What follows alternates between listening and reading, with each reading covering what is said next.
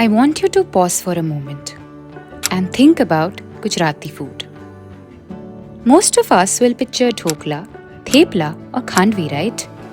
While all of this is very delicious. But there is another side of Gujarati food. In the southern corner of the state where the western ghats begin to rise and the air turns cooler lies Dang, a region wrapped in forest, rain and hills. Here food has always been different. The people of Dang, the Dangi Adivasis, ate whatever grew nearby. What the monsoon brought, they cooked, and what the forest offered, they preserved. Millets instead of wheat, wild greens instead of market vegetables, and root vegetables dug from the soil in winter. This is Dangi cuisine. And for a long time, it remained within the hills. Cooked in mud houses, shared with families, spoken about but rarely seen outside. Today, the story of Dangi cuisine is beginning to travel. Dangi जो है वो डांग का culture जिसमें खाना पीना है, किस तरह से रहते हैं लोग, उसकी संस्कृति क्या है, इस थीम पर हमने एक डांगी रेस्टोरेंट बनाई है। Dang is Gujarat's only tribal majority district. The very name Dang is believed to come from Dandarkanya, the ancient forest mentioned in Indian epics. Their pantry centers on finger millet called nagali, rice, lentils and wild greens. And this is what forms the base of Dangi restaurant. In April 2021, at a time when the pandemic had deeply affected rural livelihoods across India, two men from farming families in Dang began thinking about the future of their own food culture. And they felt that Dangi food and Dangi identity were not known outside the hills. They decided that if this cuisine was to survive, it needs visibility. That decision led to the establishment of Dangi Restaurant, an outlet at Moti Bhamti village along the Saputara road in Vansta in Gujarat. Actual हमारी cooperative society है जिसका नाम है लिमजर बागायत मंडली, जो कई सालों से फार्मर के साथ काम करती है और हम जो है ऑर्गेनिक और नेचुरल फार्मिंग की तरफ हम फार्मर्स को प्रोत्साहित करते हैं। उसी की वजह से कि हम लोगों को किस तरह अच्छा खाना खिला सकते हैं। जो भी यहाँ के जो फार्मर्स हैं जो भी प्रोडक्शन करते हैं उस प्रोडक्शन को हम बाईबैक करते हैं और मार्केट में उसको ले जा रहे हैं ताकि लोगों को अच्छा खाना मिले। और इस पर्पस के साथ हमने डांगी रेस्टोरेंट चालू किया। ये डांगी रेस्टोरेंट से हमने एक कोशिश की है, हमारी जो आदिवासी संस्कृति है, हमारा आदिवासी जो कल्चर है बराबर, उसको हम किस तरह कायम रख सकते हैं, उसको हम किस तरह जीवित रख सकते हैं। इसके लिए हमने एक प्रयास किया है ताकि आने वाली जो पीढ़ियां हैं उसको पता चले कि हमारे पूर्वज जो है वो किस तरह से रहते हैं, किस तरह खाना खाते थे। तो ये हमने कोशिश की है कि यहाँ के कल्चर को हम जीवंत रख सकते हैं। The theme of the restaurant is Dangi, nature to home. It reflects the belief that food comes directly from local soil, local farmers, and carries local knowledge. The grains, rice, dals, vegetables, and oils used in the restaurant are sourced from within the Dang region itself. ये जो Dangi restaurant में जो भी raw material आता है, चाहे वो restaurant का हो या चाहे वो आउटलेट का हो, इसके पीछे हमारे पास एक कोऑपरेटिव सोसाइटी है जो 750 फार्मर्स के साथ काम करती है। कोऑपरेटिव सोसाइटी जो है उसको सीड्स प्रोवाइड करती है और जो भी फार्मर्स जो भी उसका प्रोडक्शन होता है उसको हम बाईबैक करते हैं, उसको स्टोरेज करते हैं और जैसे जैसे हमें ज़रूरत पड़ती है हम उसको सॉर्टिंग, ग्रेडिंग, पैकिंग करके हम लोग यहाँ भेजते हैं। तो इस तरह इस रेस्टोरेंट से बहुत सारे फार्मर्स जुड़े हुए ऐसा हम कह सकते हैं। The food served here is not adapted or fusion cuisine. It is traditional Dangi food prepared using ingredients that are locally available and seasonally grown. Dangi restaurant is not just a business. It was built through a cooperative network known as the Limsar Vibhag Phal and Shak Bhaji Utpadan and Khareed Vachan Shakhari Mandli, based in the Limsar village in Vansda.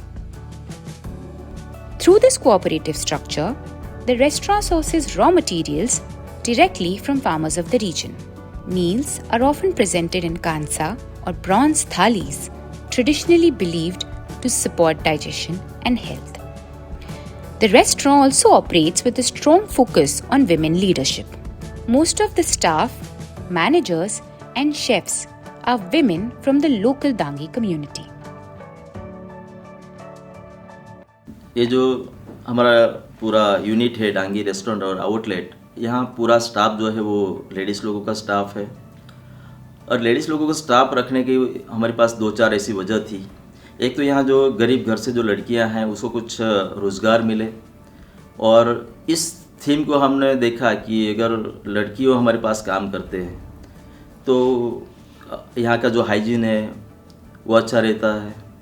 और दूसरी चीज़ जबकि हम देखते हैं कि जो ladies है उसमें नेचुरल एक गुण दिया है भगवान ने कि किस तरह प्रेम से खाना खिलाओ, किस तरह अच्छी भाव के साथ खाना खिलाओ। वो शायद हम जेंट्स लोगों में नहीं हो सकता है, लेकिन ये लड़कियों में ये चीज़ है। जब ये स्टाफ रखने का समय आया तब बहुत हमने कोशिश की। कोई लोग बोल रहे आपको जेंट्स रखना चाहिए, कोई लोग बोल रहे आपको लेडीज़ रखना चाहिए, लेकिन हमने कोशिश की कि हम यहाँ सिर्फ लेडीज़ लोगों का स्टाफ रखेंगे और उसको रोज़गार देंगे। मेरे पास अभी पूरा 30 लोगों का स्टाफ है, इसमें सिर्फ 3 जेंट्स है, बाकी बर्तन मांजने से लेके काउंटर तक हमारे पास लेडीज़ लोग ही काम करते हैं। और इन लेडीज़ लोगों को हमने यहाँ समय समय पर जो ट्रेनिंग कोशिश की है कि ट्रेनिंग देते किस तरह खाना खिलाते, किस तरह सर्व करते हैं, वो हम लोग यहाँ समय समय पे उसको ट्रेनिंग देते हैं। और उसके लिए गवर्नमेंट भी हमें थोड़ा प्रोत्साहित करती है कि आप अच्छी तरह से काम कर रहे हो, तो उसका भी हमें थोड़ा सपोर्ट मिलता है। The restaurant is more than just serving food. It tells the story of Dangi culture through ingredients, cooking methods, and atmosphere. This means that when a plate of nagli rotla, urad dal, green bhaji, or bamboo shak is served in the restaurant, it carries the work of hundreds of local households. Dangi restaurant में हर season में जो चीज़ मिलती है वो लोग हम बना के लोगों को खिलाते हैं। जैसे कि अगर आप देखोगे तो बारिश के टाइम में जो है वो यहाँ नेचुरल मशरूम निकलते तो उसका हम सब्ज़ी बनाते हैं। और यहाँ का बम्बू निकलता है जो शुरुआत बम्बू का होते, मतलब उसका हम सब्ज़ी बनाते हैं। यहाँ सफ़ेद मुसड़ी करके एक हर्बल चीज़ आती है, उसकी जो भाजी है उसका हम मुठिया बनाते हैं। यहाँ हम पनेला, जो यहाँ की फेमस एक चीज़ है फनेला, वो देसी पम्पकिन, देसी कोड़ू रहता है, उसके अंदर से हम पूरा मावा निकालते हैं, उसमें थोड़ा आटा मिला के हम उसको स्टीम करके, ये भी हमारे यहाँ की एक स्पेशल चीज़ है जो लोगों तक हम पहुँचा रहे हैं। और जो कॉम्बिनेशन है उड़द की दाल और रागी की रोटी, उसके साथ एक कॉम्बिनेशन रहता है, तो वो हमने कोशिश की है कि वो उसके साथ देते हैं। और जब यहाँ लोग आते हैं खाना खाने, सबसे पहले हम उसको सूप की जगह हमारा जो ब्राउन राइस रहता है, लाल कड़ा राइस रहता है, उसका पेज जो है वो गरम गरम हम उसको सर्व करते हैं, ताकि लोगों को पता चले कि कुछ नई चीज़ है और यहाँ जो लोग यूज़ करते थे हम उसी को लोगों तक पहुँचा रहे हैं। The supply chain remains within the community and the income remains within the community. The dishes served remain rooted in Dangi food habits. The restaurant does not rely on heavy masalas or rich gravies. Oil is used minimally. Ingredients are seasonal. During monsoon and winter, different varieties of green bhaji, bamboo shak, and desi mushrooms collected from the forest appear on the menu. The philosophy of Dangi cuisine is very simple, that food revolves around seasons. So the menu here is never fixed. During monsoon, bamboo shoots and forest greens dominate the plates. In winter, hearty millet-based dishes nourish the body against cold mornings. In summer, lighter meals restore the balance. This is food aligned with the land. Dangi जो एक theme है, उसी theme पे हम लोग काम कर रहे हैं। जैसे कि हमारे डांग में जो आदिवासी लोग रहते हैं, उसी तरह का हमने यहाँ हट बनाई है, उसी तरह से हमने सिटिंग अरेंजमेंट किया है। और हमारा जो फूड है, फूड भी हमने कम्प्लीटली डांगी फूड ही दिया है। जैसे कि हम उसमें पूरा का पूरा जो खाना है वो चूल्हे पे बनता है, क्योंकि हमारे पूर्वज जो पूरे चूल्हे पे खाना बनाते थे, तो हमने भी कोशिश की कि पूरा चूल्हे पे खाना बनता है। और यहाँ का फूड के अलावा हम कुछ और प्रोवाइड नहीं करते।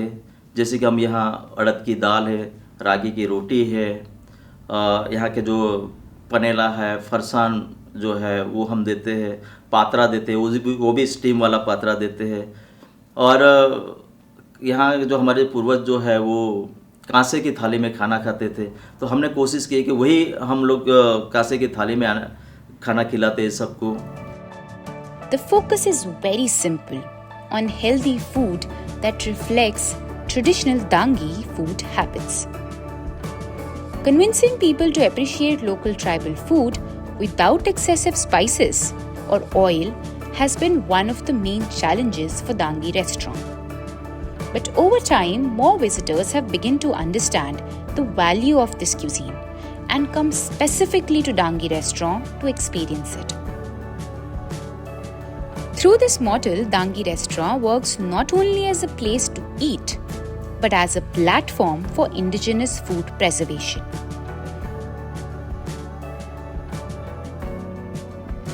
It supports local farmers, strengthens cooperative systems, promotes millet-based dishes, and ensures that Dangi culture remains visible and respected. हमारा जो डांगी कल्चर है वो लोगों तक पहुँचे, उसके लिए हम निरंतर प्रयास कर रहे हैं। जैसे कि यहाँ दिन में हज़ारों लोग आते हैं, यहाँ का फूड खाते हैं, टेस्ट करते हैं। यहाँ से बहुत सारी जो आउटलेट्स है उसमें से बहुत सारी चीज़ें खरीदते हैं। और इस तरह अगर हम देखें तो आज पूरा गुजरात में कोशिश की है हमने कि वहाँ तक ये इसका मैसेज जाए कि किस तरह अच्छा खाना हमें खाना चाहिए, तो ये हमने कोशिश की है। और आज तक गुजरात के जो सीएम है, पूरा कैबिनेट्स है, बहुत सारे सेक्रेटरीट लोग हैं, बहुत सारे पॉलिटिकल लोग हैं, सब लोग यहाँ आते हैं और डांगी का खाना खाते हैं और वापस कई लोगों को यहाँ भेजते हैं। ये हमारी सफलता है। हम लोग कोशिश की है कि अगर यहाँ हम अच्छा फूड दे सकते हैं बराबर, तो आने वाले समय में हम लोग करीबन 100 किलोमीटर के आसपास दूसरे ऐसे यूनिट खड़े हो बराबर। और ये हम कोशिश कर रहे हैं कि अगर हो सके हम फ्रेंचाइजी दे या फिर हम पार्टनरशिप कर सकते हैं। ये भी हमारे एक हम फ्यूचर में सोच रहे हैं। दूसरी चीज़ ये हम सोच रहे हैं कि जहाँ का जो फूड है, जैसे कि हम डांग का फूड यहाँ प्रोवाइड कर रहे हैं, अगर आप छोटा उदयपुर के आसपास जाओगे वहाँ का फूड अलग है, तो हम उसको प्रमोट करने के लिए कोशिश करेंगे। अगर दाहोद, गोधरा, पंचमहाल की बात करेंगे, वहाँ का फूड अलग है, तो हम उसको प्रमोट करने के लिए कोशिश करेंगे। लेकिन जो हमारा परंपरागत जो फूड है वो लोगों तक किस तरह पहुँचाया जाए, उसके लिए हम प्रयासरत हैं। हमारी आप सभी से आग्रह है कि आप जहाँ पर भी हो, जिस जगह पर आप हो, वहाँ का जो फूड है वो आप उसका यूज़ कीजिए और आने वाली पीढ़ी को जो है उसके लिए भी आप इसको प्रयासरत रहे कि ये आने वाली पीढ़ियाँ भी उसका यूज़ करें।